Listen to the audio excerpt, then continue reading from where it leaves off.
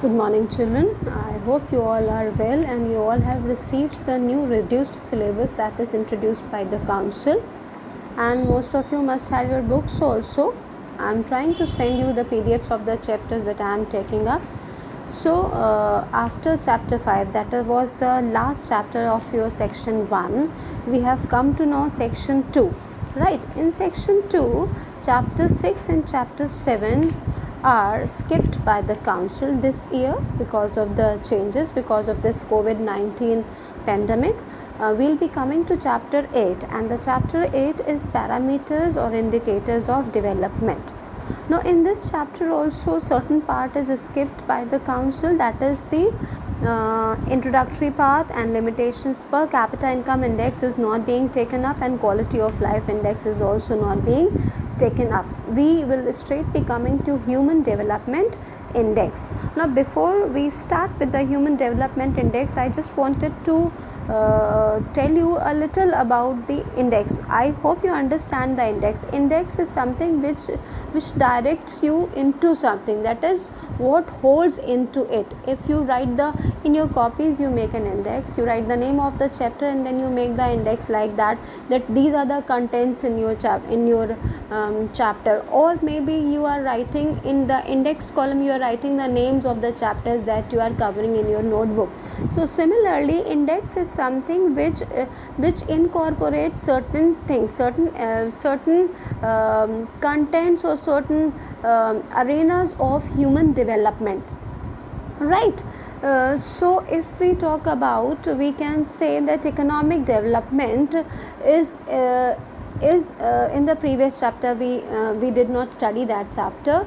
It measures the economic development, measures the this term, it measures the overall development of the economy, right? Now, because of the fact that economic development is a multi-dimensional process because it involves various dimensions. It involves social, political, religious, right? Safety, all the dimensions it involves, right?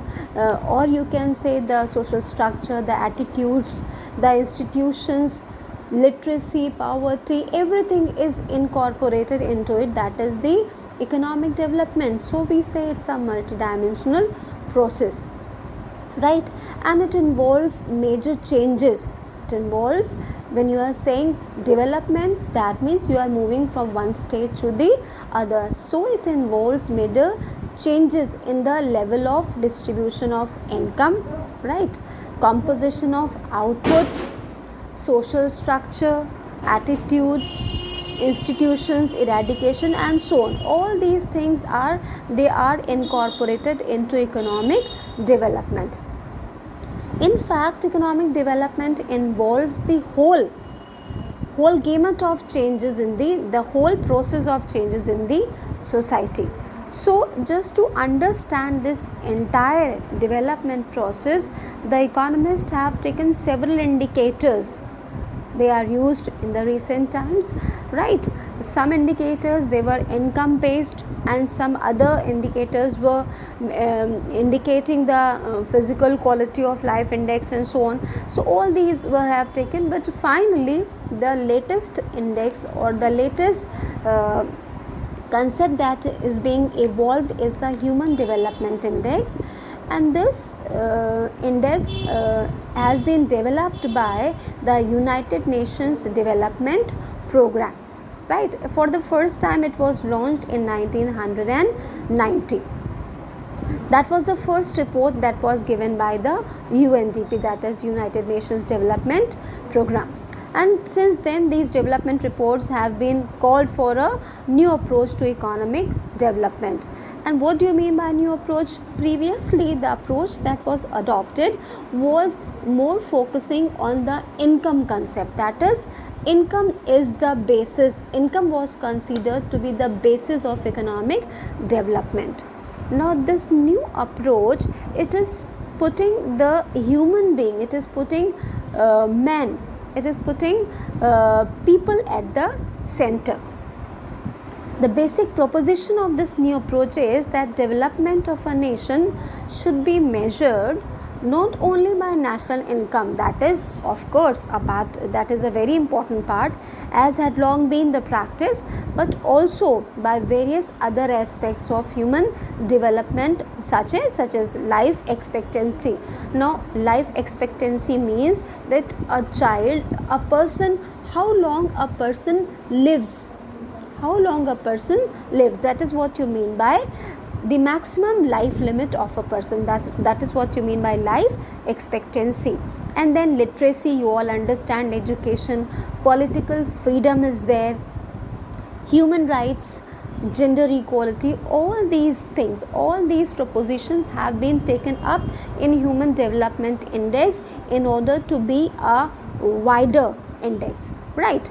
Now besides, they this is one thing, that they have put people into center stage. The other thing is that they have been ranking various countries according to the level of Human Development Index, right?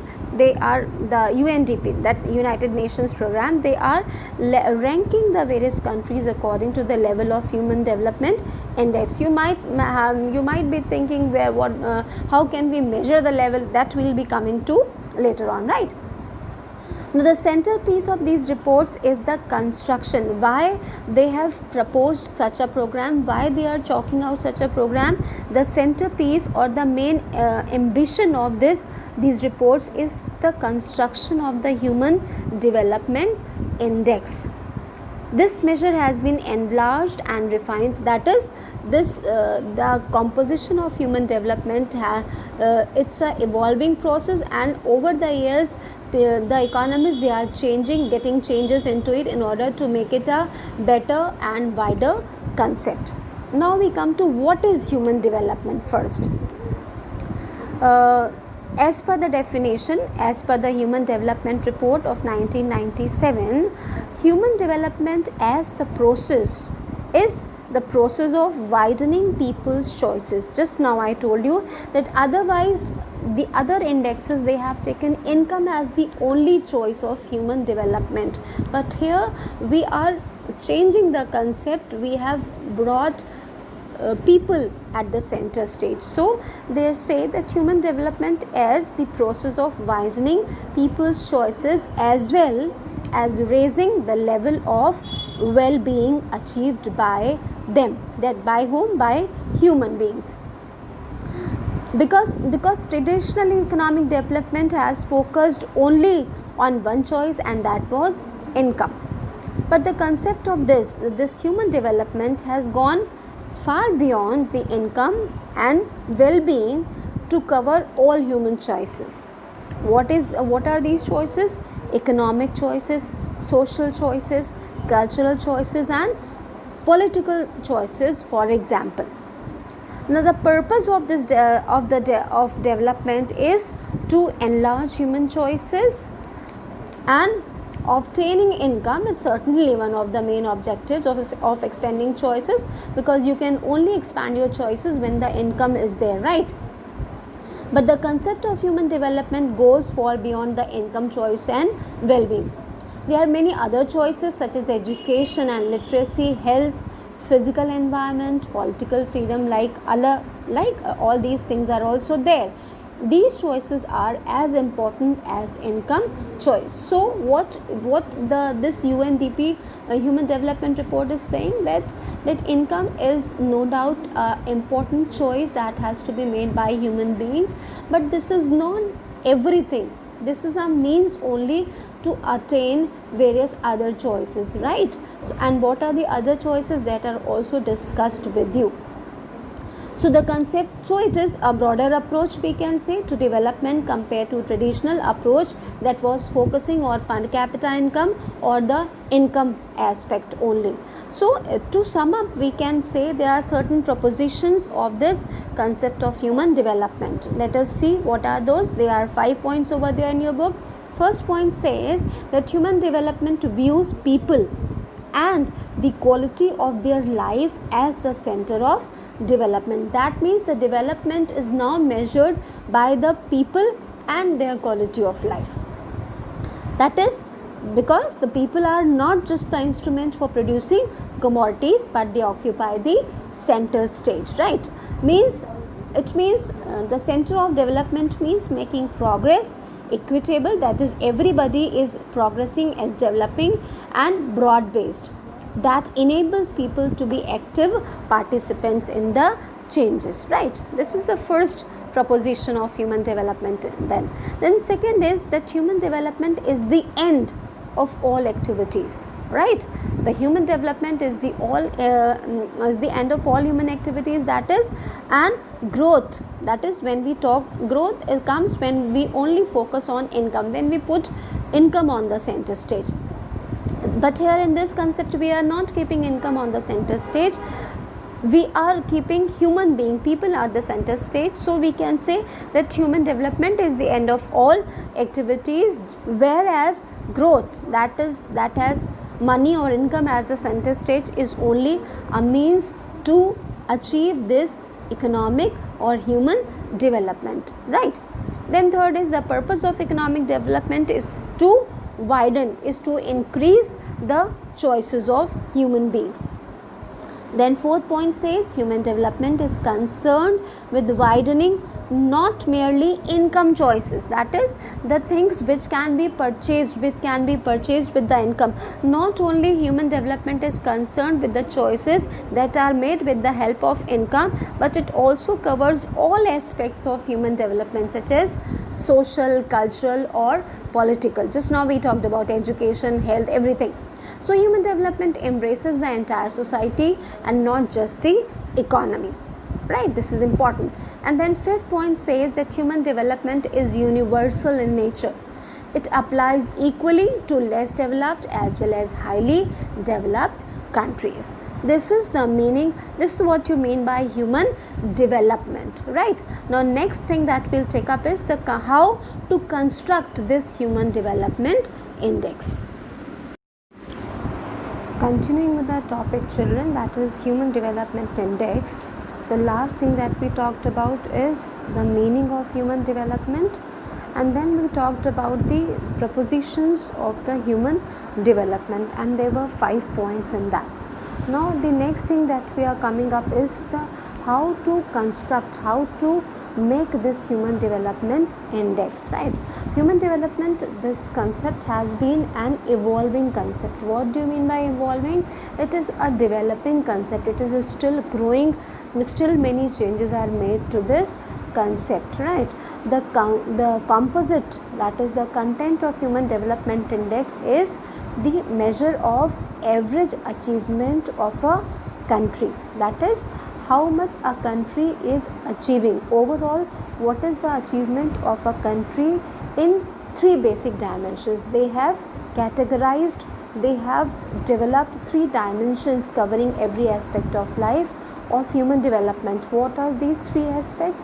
One is a long and healthy life, which is again comprising of many things. Second, to acquire knowledge, and third, to have a decent standard of living. When we combine, we compose all 3 things together, when we study all these 3 things, we make a human development index, or the indicator of human development index are these 3 points which we will be taking into account for making a human development index. So HDI is attempting to measure at least some more choices besides income, because earlier we said that income was the main consideration of human development. It is based on 3 choices or goals of development. That is the new concept, is based on 3 choices or goals of development, right? To keep the index simple, this entire phenomenon, just to make it simple and easier, only 3 variables have been chosen to represent these choices. Which choices? A long and healthy life, to acquire knowledge, to have a decent standard of living, because we understand they are very vast concepts. A long and healthy life can be a result of many things, right? Similarly, acquired knowledge is also composite of many things. So in order to keep things simple, we have UNDP has taken three variables which will be which will be signifying, which will be showing the human development in economy. The first is a long and healthy life. Now this long and healthy life is measured by the variable which is known as life expectancy at birth. It means number of years a newborn infant, that is infant is the newborn, is expected to live, right? Taking into account the number of years a newborn child will live, a long and healthy life can be measured. This is first variable, that can measure a long and healthy life, right? This is first variable for the composition of human development index. Now the ability to, second is to acquire knowledge.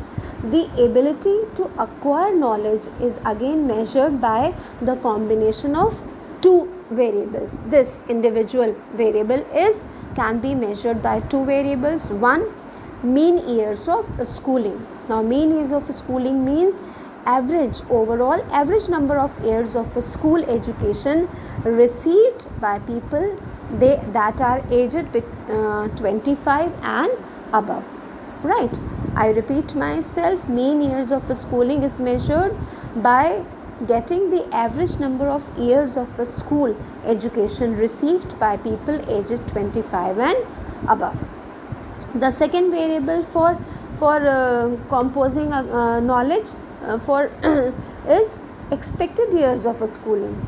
Expected years of schooling means number of years of schooling that a child of a school entrance age can expect to receive. Overall number of years that a child who is entering into the school, for how long, for how many years that child can expect or receive education, schooling.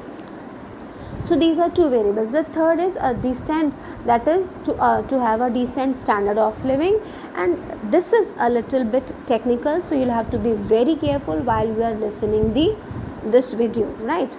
A decent standard of living is measured by a country's gross domestic product per capita adjusted for purchasing power parity in terms of US dollar.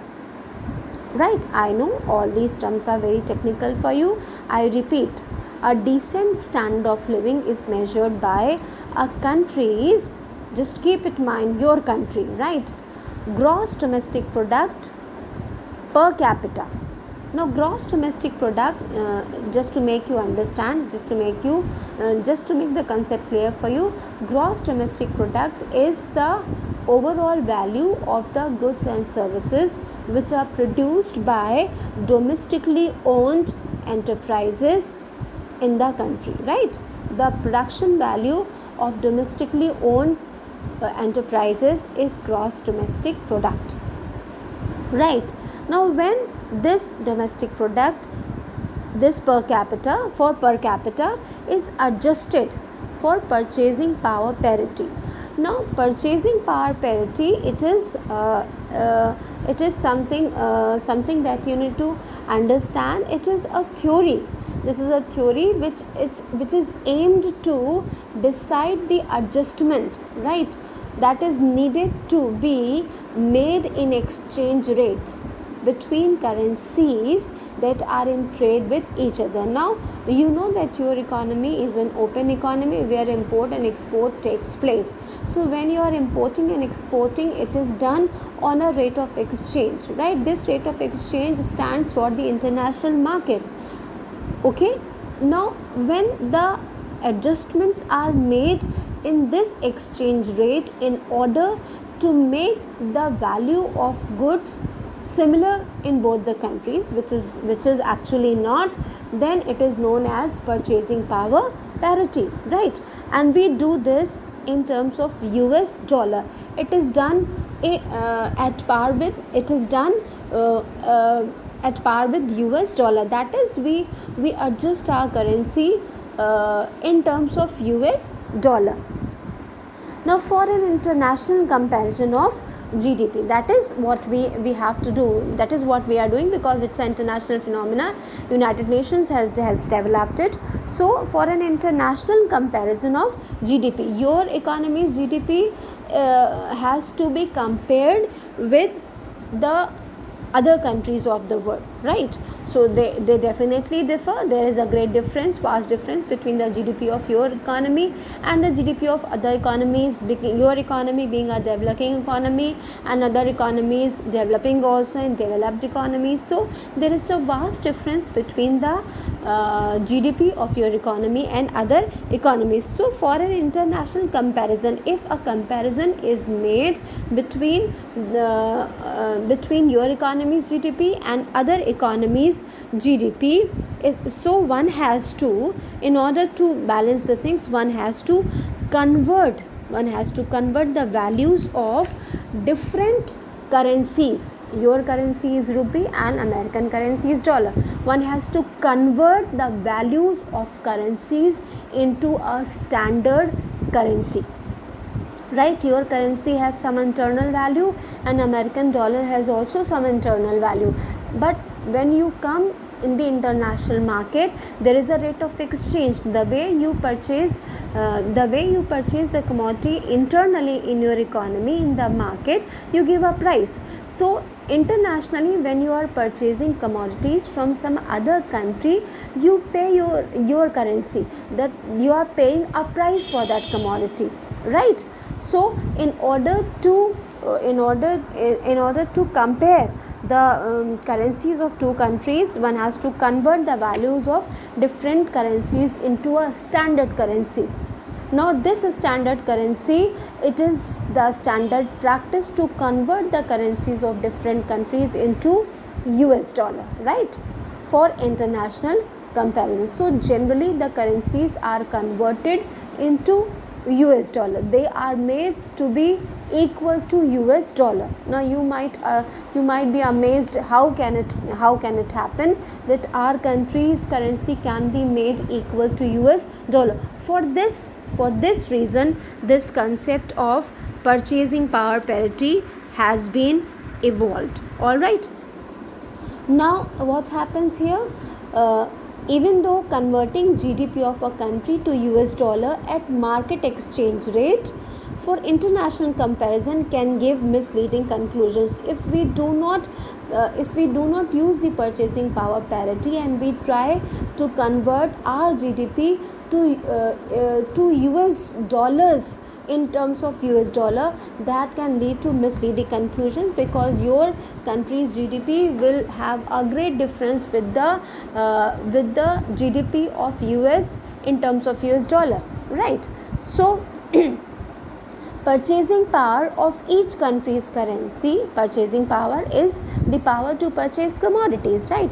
Purchasing power of each country's currency is different in view of difference in the cost of living in different countries. You understand that is when you are using your currency inside your country, the purchasing power of your currency is entirely different, and whereas on the contrary, when you go abroad and if you want to use your currency in other countries, it is going to have a different value, right? So this is what we are saying, that purchasing power of each country's currency is different in view of difference in the cost of living in different countries. The cost of living in your country is different, whereas when you go to some other international country, the cost of living will be different. So the value, the purchasing power will also be different. Currencies of developing countries have higher purchasing power in their domestic market, right? That is why our currency's purchasing power is much less when it is compared with other currencies of the developed economy. That is why this PPP, that is purchasing power parity exchange rate, is introduced, and it is the rate which is adjusted for difference in the cost of purchasing the same basket of goods. Now this is a standard that is being developed by UNDP in order to equalize everything. UNDP has introduced a basket of goods, and in order to find out the standard of living of the people, the PPP is being used to adjust the difference in the cost of purchasing that same basket of goods in terms of different currencies, right? GDP of a country converted into US dollar is adjusted for PPP to take account of difference in the cost of purchasing same basket of goods in terms of the two currencies, whichever two currencies are there. So, and you can divide GDP per capita by dividing GDP that is already adjusted at PPP with population of a country. I hope this concept is difficult for you. Be careful, listen the video again and again, go through your book and try to understand. Don't be panicked with this word PPP, because this is a concept. It is entirely a different concept, so you'll have to understand that we are somehow, UNDP is using this concept in order to adjust the difference in the purchasing power of two different currencies. This method is used, right? Just make it that simple.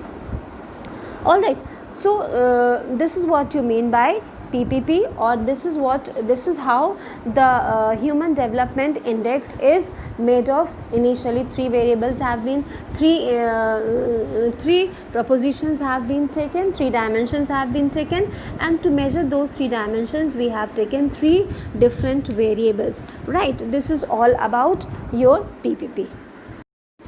Continuing with the same, that is purchasing power parity. Now what way is that in order to reflect these three choices that you have just talked about, that is the choice of long and healthy life, in all three choices there are three indicators that have been taken that will reflect the three basic choices, and they are used to prepare three basic indices. All right, now these are, one is life expectancy index to measure or to reflect the long and healthy life. The second is education attainment index, which will be reflecting the other variable dimension, that is to acquire knowledge.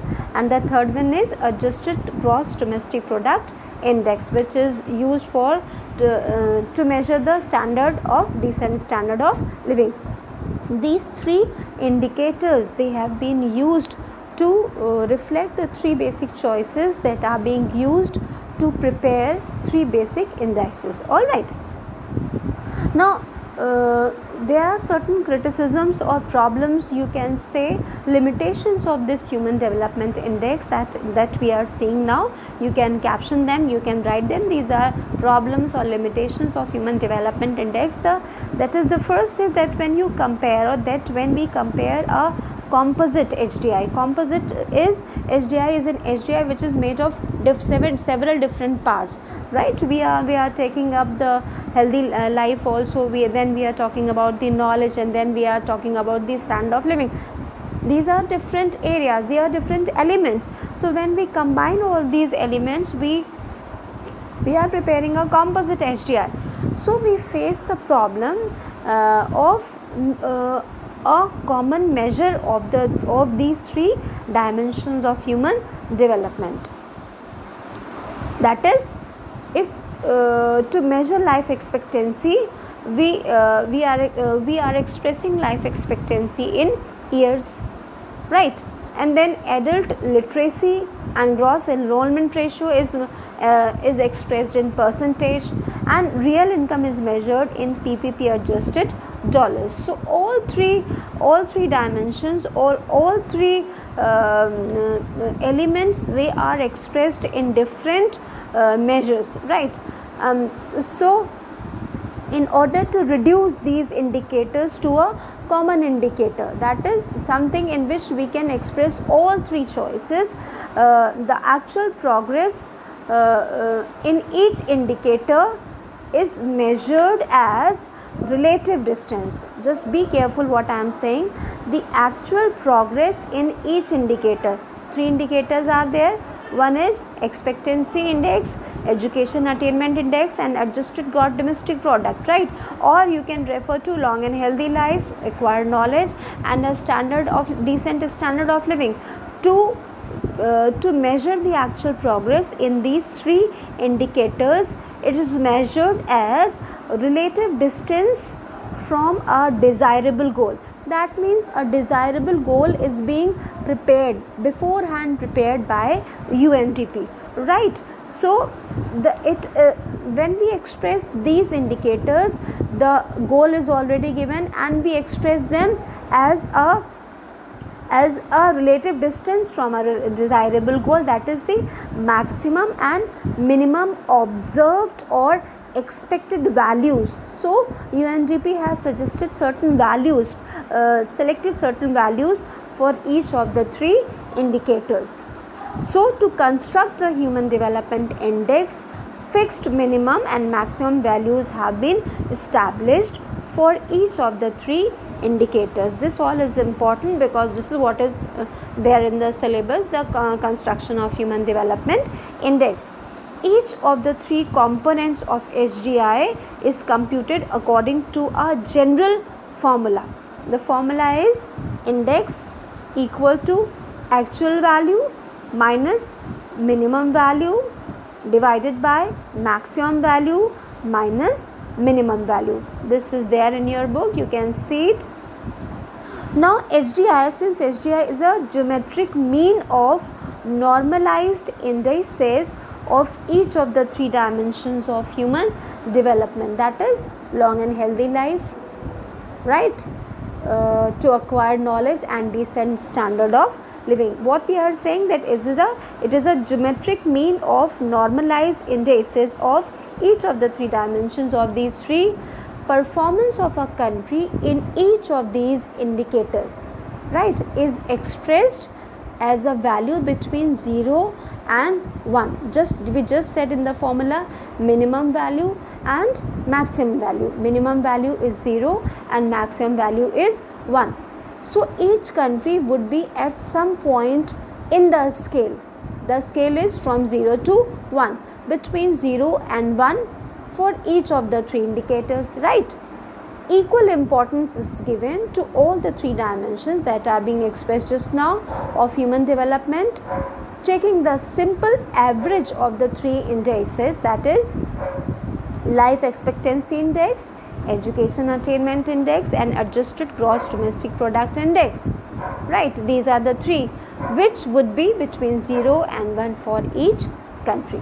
So as a composite measure of health, education and income, all three are taken care of: health, education and income. The HDI assesses level and progress using a concept of development much broader than that allowed by income alone. This is how you develop or how you create, how you make a human, or UNDP has suggested how to make a human development index, right? Indices is the plural form of index.